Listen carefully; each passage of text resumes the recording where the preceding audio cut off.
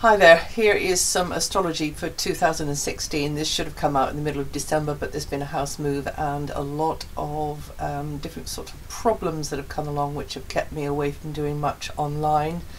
And I've just done another video called the Overview for 2016. The material was written a while back, but I haven't been able to get set up in my normal way. So I'm just going to do this in a basic kind of a way over the webcam so it gets onto YouTube at least, because some of you might be interested. So the other one's called Overview for 2016. You should find it under that. And this one's Astrological Nuts and Bolts for 2016. So we've still got the Uranus-Pluto aspect ongoing, and these two are behind really over the past few years the big shake-up and changes in money markets, governments, education, travel, transport, medicine, the weather, I mean everything sort of in between. And there's other things behind it as well, but these two usually show up at the shifting of some big shifting, some kind of revolutionary energy going on in this very tense angle that they have with each other. So these two stay within range of each other 4 degrees, around about 4 degrees until May, and then Uranus will go forwards and widen the gap. And but they will still be providing the energetic matrix behind important events which trigger another cascade of choices, both for us personally, depending on whether Uranus or Pluto are near an important degree in our chart, and across the wider stage as the mass consciousness shifts from the Piscean into the Aquarian age. In the last video, the overview for 2016 was talking about the guidance which I have received, and what that a little bit more about what this new vibration is about. Is it was kind of quite a lot to get one's head around, really. So on the astrological level anyway, although this long-running aspect is gradually pulling apart, they still remain in conflicting signs and will do so until Uranus finally leaves and to enter Taurus in 2018, but by then we will also have Saturn in Capricorn alongside Pluto in Capricorn. So that might be quite an interesting time, because then we're going to get, and I know I'm racing on ahead here because this is supposed to be about this year, but just, you know, a kind of a sneak peek to give you the sort of trajectory, a little bit of the trajectory of things. So with Saturn and Pluto in Capricorn and with Uranus in Taurus, they're in a really positive angle to each other. Oh, that could be quite an interesting time, bringing things down to earth, really digging it in a practical sort of a way. In the previous video I spoke about how this new young vibration is very malleable and still in the stage of being formed, but that then might be when it gets more not rigid, but things are laid down then. So the fast-moving tide of change and disruption in the economic, cultural and social areas may begin to we may get some control in some areas, but just let's hope it's the right kind of control in 2016. But the mega shift into a new clarity will not be over, I don't think, as I've said before, until the 2020s. I think the second half of 2016 is going to be a turning point.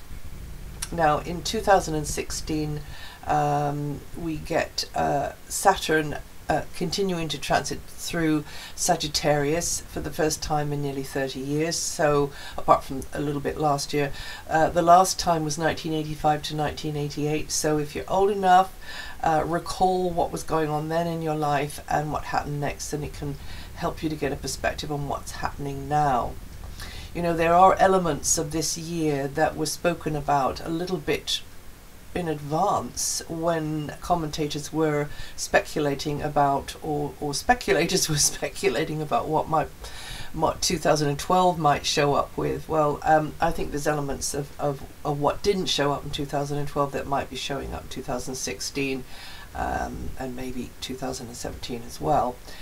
Some it will make an impact, others you know, they will have moved beyond that point, that impact point. So it depends on where you're at.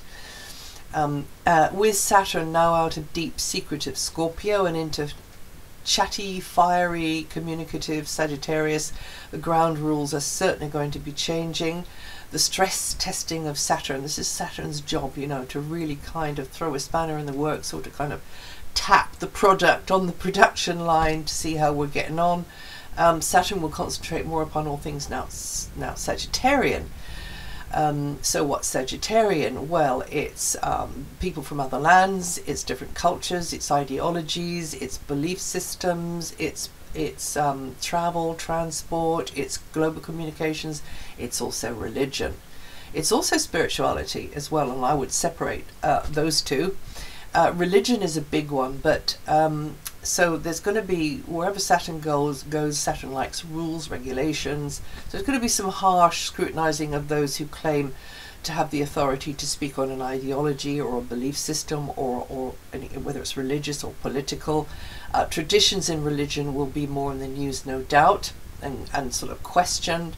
And there will be some gurus of the old sort of establishment coming forward now, but also and more into mass consciousness for us to kind of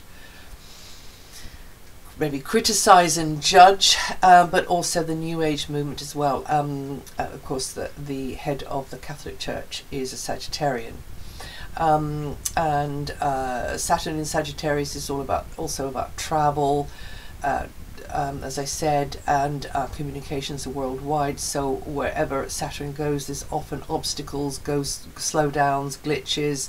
So there could be slowdowns, glitches regarding those, travel, global communications, the internet. Could be to do with weather, could be to do with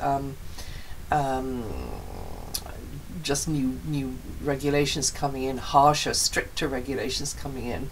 And there's likely to be a limiting on us in the exchange of information in certain areas, or through the media, or certain elements of the media, you know, TV, internet, find that they've really got to tighten their belts. Okay, so now weather events could also affect the wires and even the satellites. There could be all sorts of things. Cults and terrorist groups will not find it so easy maybe to get at the minds of very sort of disempowered young people who are looking to associate themselves with something powerful, something bigger than themselves, when they haven't realized, of course, that they have the power already. They are part of the power base of this whole world. They are part of the creation, the creation of this whole world. And everybody is unique, and everybody is very special in their own way, without anybody kind of indoctrinating them. So yeah, we all got to learn, we all read, we all get sort of inspired, and we're all aspirational and idealistic at certain ages, or across the life at certain times, but it doesn't mean, you know, you've got to sell your soul to anyone. Keep your soul, it's yours. It's your most precious thing. So now the Saturn-Neptune transit, this transit was hanging in the air in 2015. So we had the Ebola outbreak, we had refugees plucked from the seas or walking across countries with their children, only to get sort of messed up at the borders, stopped at the borders.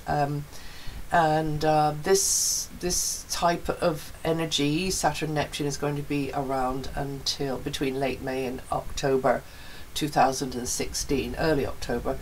Mars is, and of course the energies are just in the background, and they can kind of interpret through into our domain differently, so it doesn't necessarily have to mean a repeat performance, but I expect there will be, because it's not that far away in time, there will be some repeats there. Of course, I said last month, or maybe it was the month before now, that we need to learn how to bring order to chaos, how to be a practical kindly help to those who are in overwhelming circumstances, because, you know, there, but for the grace of God go you or I.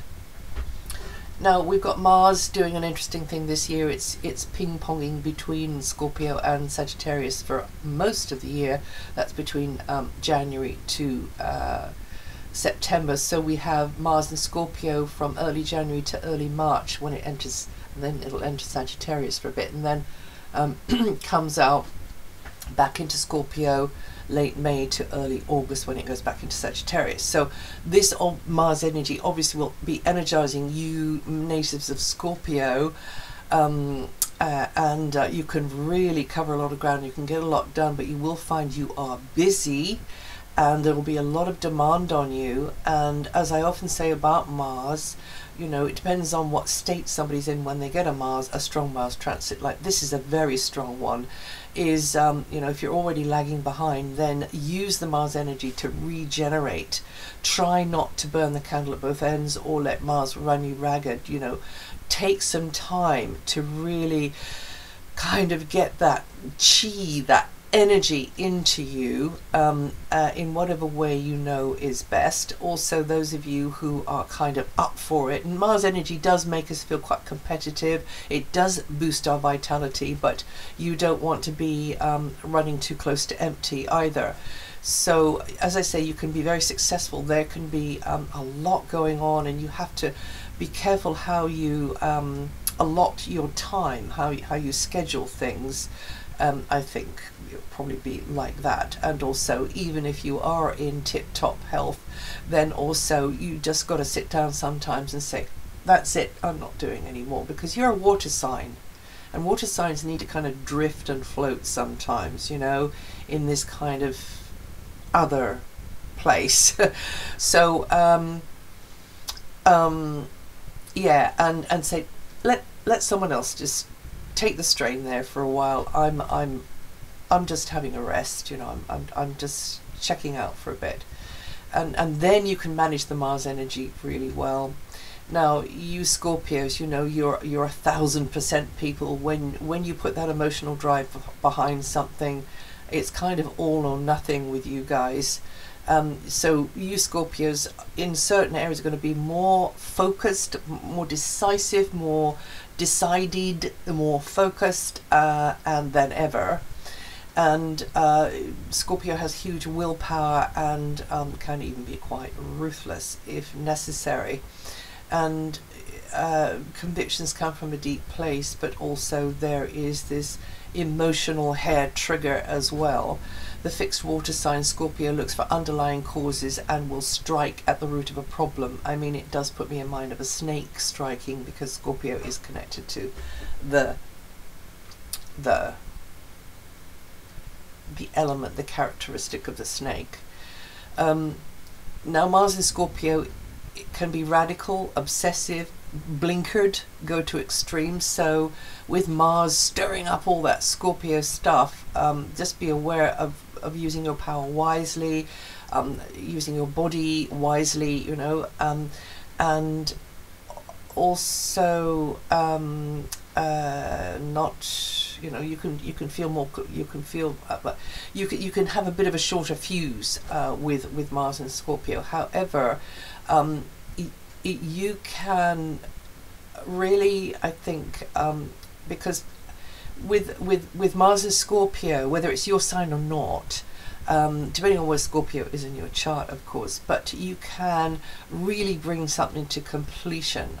You can really get on top of something and bring an end to a situation that's been sort of dragging on, bringing something to a conclusion, which puts things, making a breakthrough, puts things on a very different footing in the future. I expect well-known Scorpios in the news will be, you know, there will be maybe crossing swords going on there. One that comes to mind, of course, is Hillary Clinton. Another one is Vladimir Putin.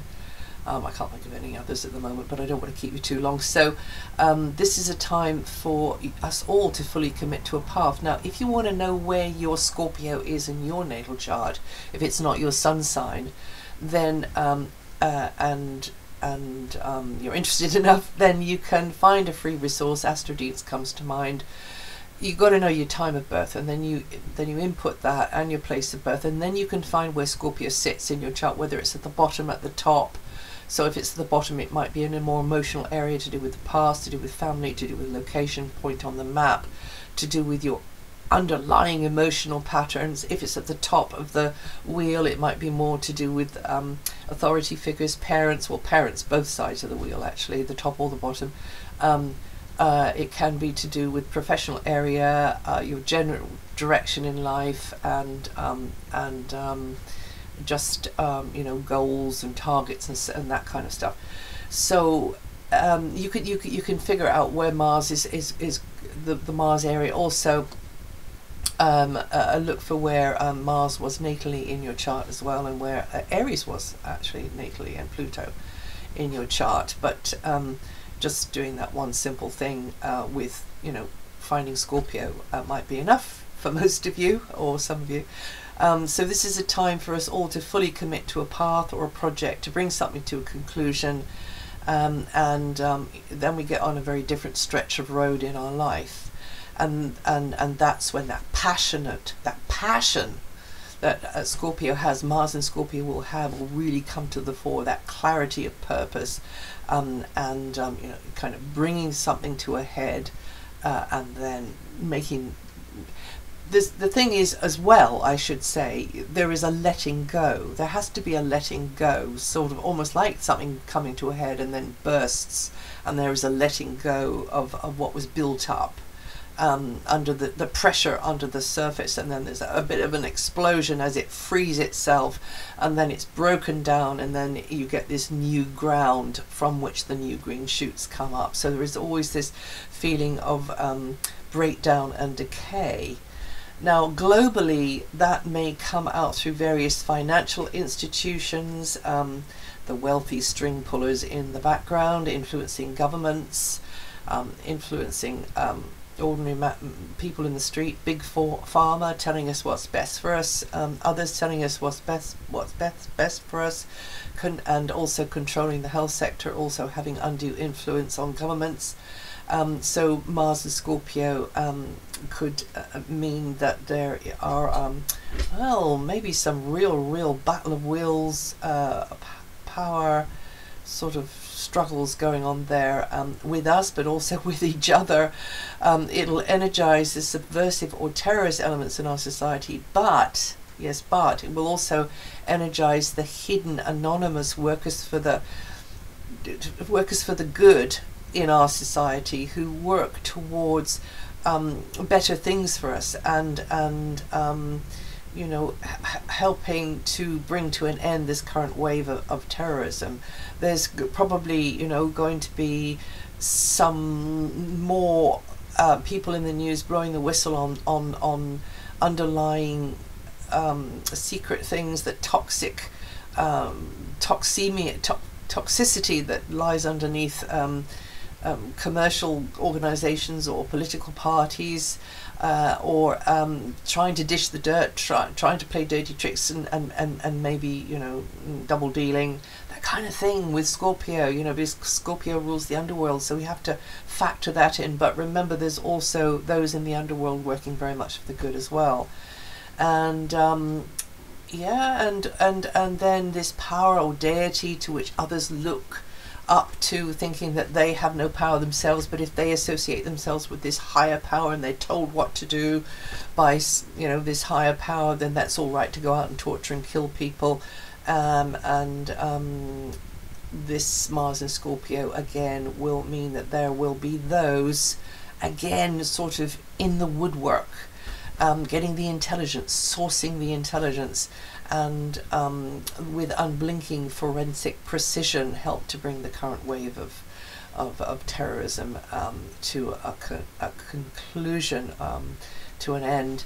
And of course, we're never going to get rid of any things like that completely, because this is the world of duality. So there has to always be an equal and opposite force to sort of push against or pull against in this world. That's what I've learned anyway from living here for a long time. Now in the process, there has to be this stage of breakdown and decay. So when something really begins to, quite frankly, stink, reeks of something or other, corruption or whatever, and smells really nasty, that is when there is less and less and less camouflage and cover to cover it up, to sort of push it down so that in our daily lives we don't notice it. That's good. And the monsters will become visible in the shadows, and that's good as well, because it's better to you know, the devil, you know, the devil's there, as it were. Devil I'm using as a kind of an analogy, than not knowing, you know, what's going on at all, because it's all in the shadows. So and there is this wonderful Scorpio energy going to help, this fixity of purpose of Scorpio, this unwavering eye on the deep truth, this precision, and then, you know, that looks for, that surgically finds where the real rot is, digging it out, and then there's regeneration, a renewal, and a healing as the phoenix rises from the ashes. So wherever Mars, Pluto, Aries or Scorpio lie in your natal chart, see if you can find that. And then the sun sign astrologist will be reminding about where those are every month when you listen to your sun sign astrology. Now Mars in Sagittarius is very much on a different level. I mean, from early March to late May, and then again from early August to late September, Mars leaves the mysterious, taboo depths of Scorpio and breaks the surface and takes a deep breath, and chatty, communicative Sagittarius, and then said, you know, and then we get this area very much where the competition is, the war of words are, the global communications, the religion, the people from other lands, and Sagittarius is known as the seer of the zodiac, both with the inner and the outer eyes. Sagittarius aims and fires that arrow at the target, but also Sagittarius stands for long distances because of the horse aspect, the centaur aspect in Sagittarius. The mood is fervent, idealistic, full of hope, with a sweeping faith that everything's going to be all right at the end of the day, and that's, you can't knock that. I mean, yes, they're not very good sometimes at details, they overlook the details, but they learn. In this place of limitation, their ruling planet Jupiter is about largesse, generosity, jolly Jupiter in the sky, and Sagittarius is often good at selling an idea or a product or an ideology or whatever, peddling a dream or promoting a creed or a dogma. Sagittarius is known as the sage as well, the wise teacher, but of course has to make quite a few mistakes before they get their stripes. And it is always, everything that Sagittarius does when they're hitting you over the head with the truth is done with huge amounts of belief and enthusiasm. And probably some humor as well. Sagittarius tends to have a really good sense of humor. So Sagittarius governs religion and spirituality in those from faraway lands. Mars and Sagittarius will really be firing up these areas. But Sagittarius isn't a sort of fixed, steady sign like Scorpio is. It's a mutable sign, meaning its attention is outwards, restless, sociable, versatile. So across the world there will be much theorizing and speculating, and maybe, you know, very much the sort of the titans clashing with their words, or about their ideologies, and about also things like democracy and capitalism itself and communism and all the other ologies and isms. All of that's going to get stirred up, as plus we also of course have Saturn in Sagittarius. So Mars is going to be making passes over Saturn in Sagittarius, and then or over the degree of Neptune in Pisces. So there's going to be uncertainty, there's going to be at times when we go over, or restriction, or a slowing energy, an energy where we're on the horns of a dilemma, and those will be the times when Mars gets snagged by Saturn, or sort of kind of a bit spaced out and loses its focus with Neptune. Look up and see where Mars, Jupiter, Aries or Sagittarius, and also Neptune, Pisces lie in your chart if you want to do that. There's other aspects going on as well, major ones in 2016. Here's a couple.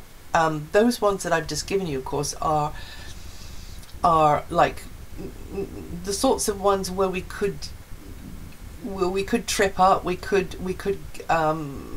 get a bit sort of like lost for words, like, oh, what the heck's going on here? So that's a little bit of the astrology behind it, but there are some good ones as well. The Saturn Neptune one I mentioned in the other video overview for 2016, it being connected to the times when we have El Niños and watery weather events. There's a good one here, Jupiter-Pluto at trine in March, April, June and much of July. It's a beautiful, wonderful one, especially for you Saggies and Scorpios. And have a look in your natal chart, because you might have either of those planets strong in your chart natally. So it bodes well for success. There could be a feeling of rebirth of sorts, a feeling of expansion and empowerment, especially for you Scorpio and Sagittarius. I said that, but look in those areas to see which areas that might kind of express itself through, if you want to find out where they lie in your natal chart. And also the Saturn-Uranus trine over February, March and late December. There, you know, something that you're plugging away at, but it is about major change. So you've got to sort of chip away at something, you've got to kind of plug away at it, but it is very progressive. It's very much what you wished for, you hoped for, and now there you are. You can see it coming and you're just making your way towards it. So strive to allow change within the context of an aspiration or a project. So maybe you've got to rethink, you've got to tweak, you've got to be flexible when it comes to a plan, or find that you can only work steadily and consistently, slowly towards, I don't know, getting better or changing something, or you know, whatever it is in your life. You just got to take one day at a time, but you know you're on the right track. This is a very, very positive aspect, and this transit shows dreams can really come true. So that's it, the overview for, well, that's the astrological nuts and bolts, really, in just like a grand overview, without going too much into things. You can find resources on the internet for Mercury retrogrades and so on. And then the other one, the overview for 2016. So I hope that is going to be useful and helpful to you. And I'll see you the next time, probably when the February stars come out. So I'll see you then.